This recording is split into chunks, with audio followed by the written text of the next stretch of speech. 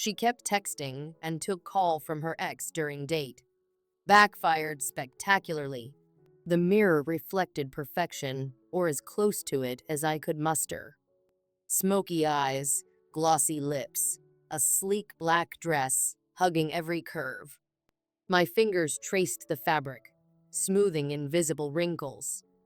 Tonight, I wanted to exude confidence, to feel like I had the upper hand for once. Everything about this evening needed to say one thing: I've moved on. 3 dates. That's what people said was the turning point, the line where casual flirtation blurred into something deeper. John wasn't just another placeholder. He was stability, reliability, the kind of man my mother would nod approvingly at over Sunday brunch, while subtly asking when I'd bring him around for a proper introduction. I spritzed Chanel No. 5 into the air and stepped through the fragrant mist, savoring the feeling of preparation. It wasn't just about impressing John. It was about reminding myself I was capable of starting fresh. My phone buzzed on the dresser, dragging me from my reverie. I glanced at the screen, expecting a sweet, "I'm here" text from John. Not John. Evan. His name alone sent a ripple through my chest, a mixture of nostalgia and ache. Evan had a knack for slipping into my life like a draft under the door, unnoticed at first, but always leaving me cold. My finger hovered over the screen, a familiar battle waging in my mind. The message preview read, "Hey, thinking of you tonight." I sighed, setting the phone down without responding. Months of silence, and now he wanted to think of me? It was a pattern I'd memorized by heart. Evan had mastered the art of reappearing just as I found my footing. He'd pull me in, remind me of the highs, then leave me to drown in the lows. Not tonight.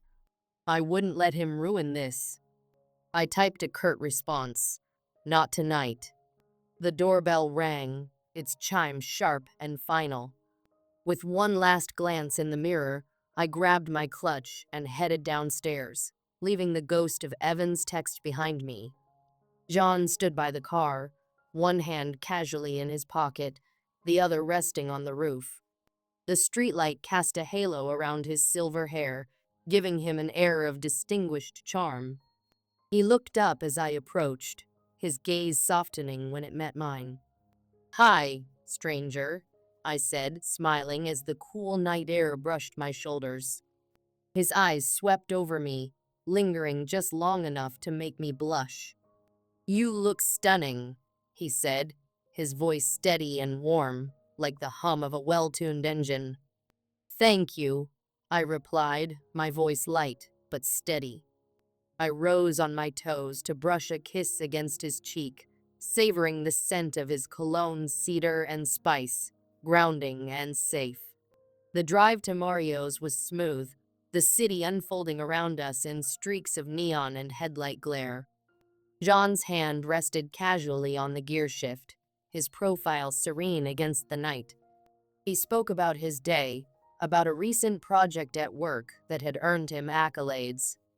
I listened, nodding in the right places, though a familiar restlessness stirred in my chest. His words were kind, easy, but they felt like a blanket I couldn't quite wrap around myself. My clutch buzzed against my thigh. I glanced down, almost instinctively. "Evan, remember our first date at Mario's?" My stomach twisted. I hadn't forgotten, but I wished he had. I closed my eyes for a moment, willing the tension to fade. "Something wrong?" John asked, glancing over at me. "No," I said quickly, sliding the phone deeper into my bag. "Just a spam text." He nodded, his attention returning to the road. I stared out the window, the city lights blurring as my mind raced. Why did Evan have to choose tonight? What was it about him that still had this grip on me? When we arrived, Mario's was just as I remembered. Golden chandeliers casting a warm glow, plush burgundy carpets soft underfoot, the murmur of low voices blending with the clink of silverware. The scent of garlic and fresh basil wafted through the air, wrapping me in a strange mix of comfort and unease. The hostess led us to a cozy booth near the window, where candles flickered in glass holders.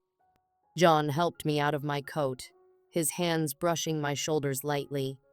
I caught his smile, genuine and unassuming, and felt a pang of guilt. He didn't deserve my half-hearted attention, especially not on a night like this. He handed me a menu, his eyes warm and searching. "Wine?" he asked. "Red," I replied, the word escaping me without thought. He ordered a bottle of Malbec, speaking to the waiter with effortless confidence. I studied his face as he did those faint crinkles around his eyes, the way his jawline tightened when he smiled. He was steady, solid, everything Evan had never been. "To third dates," he said, raising his glass once the wine arrived. "To third dates," I echoed, forcing a smile. The weight in my chest refused to lift. The conversation flowed easily at first. John had a way of filling silences without forcing them, his stories peppered with humor and just enough self-awareness to be charming. I laughed at his quip about his dog's attempt to help with a home renovation project. But even as I laughed, my mind drifted. Evan's text gnawed at the edges of my thoughts. Our first date at Morio's had been electric, a whirlwind of laughter and stolen glances, the kind of night that left you breathless. But that memory was a mirage. For every high, there had been twice as many lows. The arguments, the broken promises, the nights I'd cried myself to sleep wondering why I wasn't enough. "Penny for your thoughts?" John's voice broke through my reverie. I blinked, realizing I'd been staring at my untouched glass of wine. "Sorry," I said, forcing another smile. "Just lost in thought." "Anything you want to share?" he asked, his tone gentle but curious. "Just work stuff," I lied, reaching for my glass. The wine was rich and smooth, its warmth spreading through me, but it didn't dull the edge of my unease. John nodded, accepting my deflection with grace. He launched into a story about a vineyard he'd visited in Italy, his enthusiasm filling the space between us. I tried to focus, to let his words draw me in, but the buzzing of my phone was a constant reminder of the storm brewing just beneath the surface. When the waiter brought our entrees, seared salmon for me, filet mignon for him, I tried to ground myself in the moment. The food was exquisite, the ambience perfect. This was everything I'd wanted, wasn't it? A fresh start. A man who cared. A chance to build something real. And yet, I felt like an imposter. Midway through the meal, I excused myself to the restroom. As soon as the door clicked shut behind me, I pulled out my phone. 2 new messages from Evan. "Evan, I know I messed up, but I can't stop thinking about you. Can we talk? Evan, please. Just one chance to explain." My fingers hovered over the screen, torn between anger and temptation. He didn't deserve another chance. Not after everything. But the part of me that still remembered the good times, the laughter, the passion, the way he used to look at me like I was the only person in the world ached to respond. I locked the phone and slipped it back into my bag. Not tonight. Not ever, if I could help it. When I returned to the table, John looked up, his expression open and kind. "Everything okay?" "Yeah," I said, sliding back into my seat. "Everything's fine." But even as I said the words, I knew they weren't true. Evan's shadow loomed over the evening, threatening to unravel everything I'd worked so hard to rebuild. As the night wore on, I found myself studying John more closely, the way his eyes crinkled when he laughed, the way he listened with genuine interest when I spoke. He wasn't flashy or dramatic. He wasn't the kind of man who'd send a text at midnight, begging for another chance. He was steady, dependable, safe, and maybe, I realized, that was exactly what I needed. When he walked me to my door at the end of the night, I hesitated. Part of me wanted to invite him in, to see where this could lead. But another part, the part still tangled in Evan's web, held me back. "Thank you for tonight," I said, leaning up to kiss his cheek. "I had a wonderful time." "So did I," he replied, his smile genuine. "Let's do it again soon." As I watched him drive away, I felt a strange mix of hope and sadness. Maybe moving on wasn't a straight path. Maybe it was a series of steps, each one a little closer to letting go. And maybe, just maybe, I was ready to take the next one. The golden glow of beginnings, the appetizers arrived, an exquisite arrangement of golden calamari and bruschetta, each piece plated like art. The restaurant buzzed softly with the murmurs of other diners, the clinking of wine glasses, and the distant hum of a live piano. John, always the gentleman, reached for a piece of calamari first, spearing it delicately. His expression lit up as he savored it, closing his eyes for just a moment. "You have to try this," he said, offering his fork with an encouraging smile. I leaned forward, tasting the crisp, lemony bite.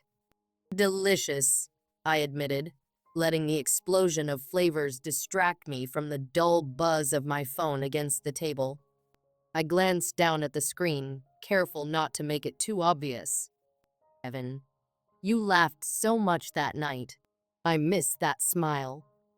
The words blurred in my vision, the weight of the message pressing heavily on my chest. The bright, festive atmosphere around me dulled for a moment. Beneath the table, I typed back with shaky fingers. "Me. Stop texting me. I'm with someone else." "Everything okay?"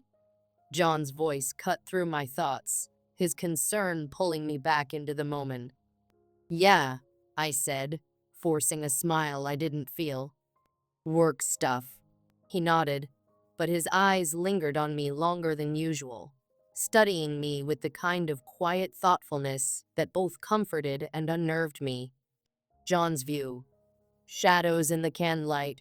Her phone lit up again, casting a pale blue glow across her face. Her fingers moved quickly beneath the table, and though she tried to hide it, I noticed the tension in her shoulders. I took a slow sip of wine, masking my disappointment. She was sitting across from me in this beautiful setting, but her mind seemed miles away. "Work stress?" I asked, keeping my tone light, as if I believed her excuse. "Something like that," she said, her voice airy but unconvincing. The waiter arrived with the main courses, seafood pasta for her, veal scallopini for me. I tried steering the conversation toward lighter topics, hoping to bring her back into the moment. "So," I started, leaning forward with a smile, "if you could travel anywhere in the world, no budget limits, where would you go?" She twirled her fork in her pasta absent-mindedly, barely making eye contact. "Probably somewhere tropical," she replied, her voice distant. "Like Bali or Fiji." I chuckled softly, attempting to draw her in. "Good choice. Maybe we should plan a trip." Her polite smile didn't reach her eyes, and I felt a pang of frustration. Whatever was on her phone had her more captivated than anything I could offer. Then it happened, the tipping point. Her phone rang, its shrill sound slicing through the soft music of the restaurant. She glanced at the screen, her lips pressing into a thin line. "It's my ex," she said, barely above a whisper, her voice tight with unease. Do you need to take it? I asked, doing my best to sound neutral despite the growing knot in my stomach. She hesitated, then nodded. Just a minute. I watched as she walked away, her silhouette framed by the restaurant's golden glow. I wanted to believe it was nothing, that I was overreacting, but the tension in my chest tightened into something heavier. When the waiter returned, I handed him my card and asked for the check. Maria's reckoning Evan's voice was smooth, dripping with the kind of familiarity that once made me feel secure, but now grated on my nerves. I've been thinking about us, he began, his tone practiced. No one else compares to you. I made mistakes, but I want to fix them. I clenched my fist, the phone pressing against my ear like a weight. Evan, stop. I'm not doing this anymore. You're not over me, he said, his words sharp but calculated. You can't be. We were too good together. His arrogance hit me like a slap, but the sting was followed by clarity. He was wrong. I was over him, or at least I wanted to be. I have someone else now, I said firmly, though my voice wavered just enough to betray the cracks in my resolve. Stop contacting me.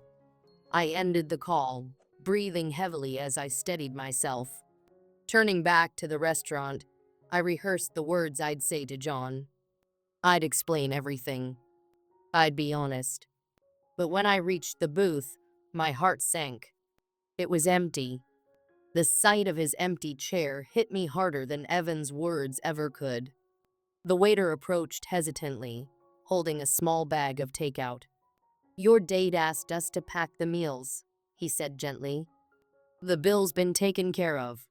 Shame and regret collided in my chest, leaving a bitter taste in my mouth. Pulling out my phone, I dialed John's number. Voicemail. Again and again, voicemail. The walk back to my apartment was cold, the night air biting at my skin. Around me, couples walked hand in hand, their laughter a cruel reminder of what I'd just thrown away. Reflections in the quiet back home, I kicked off my heels and sank onto the couch, the soft cushions offering no comfort. My phone buzzed again, another message from Evan. Without hesitation, I deleted it. For the first time, I let myself sit with the full weight of my choices. John had been kind, patient, everything I claimed to want. And yet, I'd let old habits and unresolved emotions sabotage us. I scrolled to Evan's number, my finger hovering for a moment before blocking him on every platform. It felt like closing a door that should have been shut long ago. Then I opened John's contact. My fingers trembled as I drafted and deleted one apology after another, each one sounding more inadequate than the last. John, I finally wrote, my message short and raw. I'm sorry. I messed up. If you can give me a chance, I'd like to explain. If not, I understand. I hit send, unsure if it was the right thing to do, unsure if he'd ever respond. The realization hit me like a wave. Some bridges, once burned, can't be rebuilt. John's choice the next morning. I checked my phone compulsively, each moment of silence stretching into an eternity. By mid-afternoon, my heart sank with resignation. He wasn't going to reply. But then, a notification lit up the screen. John, we need to talk. Meet me at the park at 5. The message was simple, but it carried the weight of possibility. I knew this was my chance, perhaps my only one, to make things right. As I stood in front of the mirror, fixing my hair and practicing what I'd say, I realized this wasn't just about John. This was about breaking a cycle, about learning to value the good in my life before it slipped away.